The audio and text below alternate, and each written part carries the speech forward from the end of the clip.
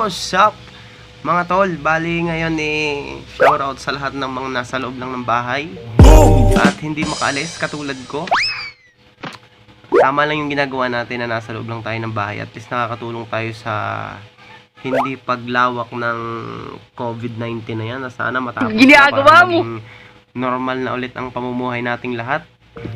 At ayun lang, bali naisip ko lang ngayon is magda-download ako ng mga sound effects na gagamitin ko sa vlog ko. At naisip ko na bakit hindi ko i-share sa inyo para matutunan nyo rin kung paano ko ginagawa yung paglalagay ko ng mga sound effects, paano ko nagda-download. Actually mga tol, ang ginagawa ko talaga kapag nagda-download ako is yung maramihan na yung dina-download ko para hindi na ako download ng alam mo yung pag nag-i-edit ka, maiisip mo yung ganun sound effects, saka ka palang magda-download. Okay. Pag naka-download na, kukunin mo na lang. Okay. Kaya ang ginagawa ko, nagda-download na ako ng maramihan. At yun yung ituturo ko sa inyo. At bali, kapag na-download ko yung maraming sound effects na yun, ako na lang yung nagtitrim. Ituturo ko rin sa inyo kung paano yun. And paano ko siya inilalagay sa vlog. Yun yung matututunan nyo ngayon. Yun yung matututunan nyo ngayon. Kaya kung interesado ka sa video na to, just keep on watching. Punta na tayo sa cellphone ko. Let's Ayan mga tol, bali nandito na tayo ngayon sa ating cellphone. At ituturo ko na sa inyo kung saan ko din na-download yung mga application na ginagamit ko. Siyempre dapat may data kayo para makapag-download kayo. Open natin yung data.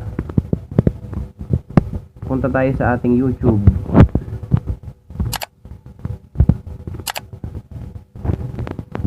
Ayan, bali kapag nandito na tayo, isi-search lang natin yung ayan o, YouTube sound effects, no copyright. Dapat no copyright yung isi-search natin para hindi tayo makopyright. YouTube sound effects, i-click na lang natin to kasi naka ano naman na nag-search na kasi ako kanina na kaya nakalagay na siya dito. Hanap lang tayo dito ng mga pwedeng sound effects na i-download natin. Ito, ano ba to? Ayan.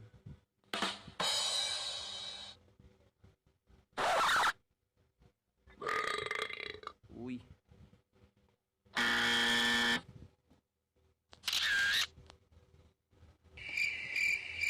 Ayan mga tol, halimbawa yan yung ida-download natin. Pindutin lang natin tong arrow sa gilid. Ayan. Then, kung wala pa kayong application na Vidmate,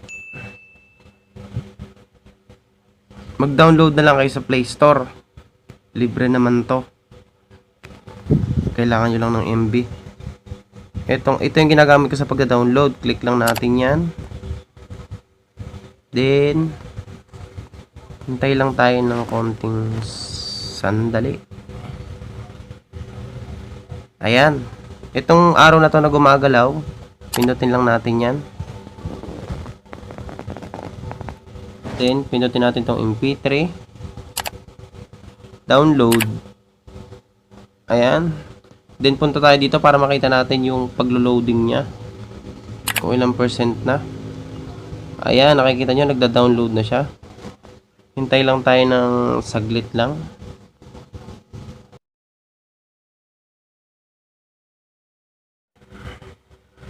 Ayan, okay na. Kapag na-download natin siya mga tol, pupunta na tayo dun sa pinagtitrim ko ng audio para mahati-hati natin yung sound effects. At ang ginagamit kong application ay Audio MP3 Editor.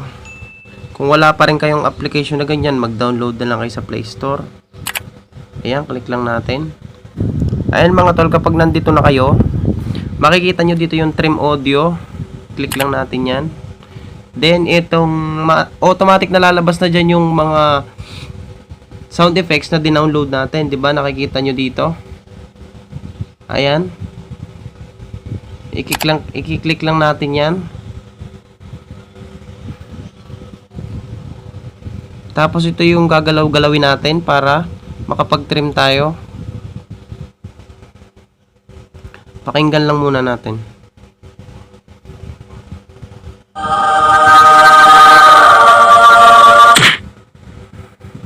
Yung mga part na hindi na natin kailangan, pwedeng skip na natin yan. Doon na tayo sa sound effects.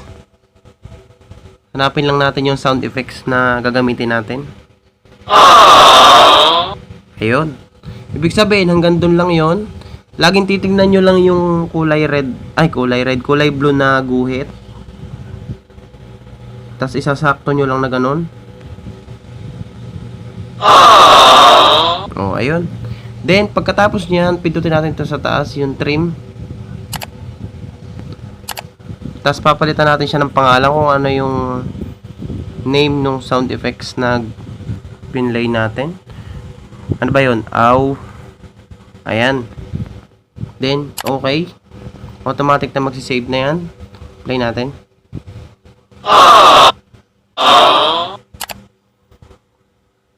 Then, balik na ulit tayo doon. Trim audio ulit. Para mahati-hati lang natin yung mga sound effects na dinownload natin. Hanapin lang natin yung kung saan tayo huminto kanina.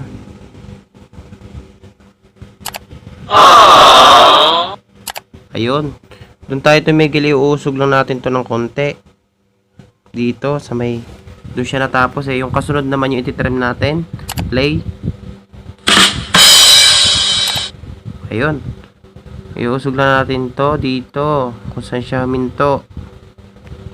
Play ulit natin para mapakinggan natin. Okay. Then trim ulit. Diba? Hindi tayo pa ulit-ulit magda-download. Nasusunod natin yung kung gaano kahaba yung sound effects na gusto natin. Papakilala lang natin sa Joke Punch. Kayo na yung bahalang maglagay ng name kung anong gusto nyong name. Ayan. Okay. Play ulit natin. Ayun. Ganun lang mga tol, paulit-ulit lang din. Hindi ko na ipapakita sa inyo kung paano ko siya ititrim lahat. Ayan mga tol, bali ipinakita ko na sa inyo kung paano ko dinownload yung ating sound effects, kung paano ko siya tinrim para makatipid tayo sa MB, para hindi na tayo download. Ngayon naman mga tol, lang ipapakita ko naman sa inyo kung paano ko siya inilalagay dun sa vlog, yung mga sound effects na dinownload natin, paano natin siya ilalagay dun. Then punta na ulit tayo dun sa aking editor, which is KineMaster. Then punta na tayo dun. Ayan, bali ngayon mga tol, ay pupunta na tayo dito sa ating editor, itong KineMaster, para maituro ko sa inyo kung paano maglagay ng sound effects sa vlog. Click na natin tong KineMaster. Ayan, kapag nandito na tayo, pindutin lang natin tong plus. Then 16:9. Kunin natin yung vlog na i-edit natin.